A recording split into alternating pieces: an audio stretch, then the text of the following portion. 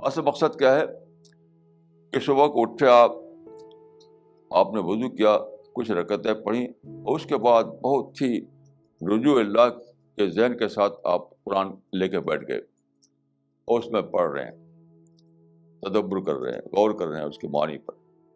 ختم مطلب نہیں ہے کہ ختم کر ڈالیں. یہ بھی ایک بہت ہی پراسان لفظ ہے کہ ختم قرآن.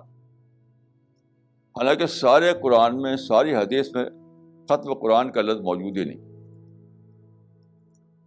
جس کو آج کل کہتے ہیں ختم قرآن، وہ کہیں ہے ہی نہیں. یہ تو انوویشن ہے. جو چیز ہے وہ تدبر ہے، تفکر ہے.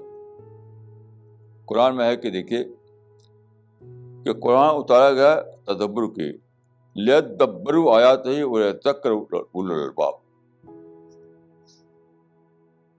کہ اس پر تدبر کرنا، اس کی اسٹڈی کرنا، اس سے ہدایت دریافت کرنا، اس سے اپنے لیے لائن آف ایکشن معلوم کرنا، اپنے زندگی کا پلان کیسے بنائے ہیں، یہ سب جاننا.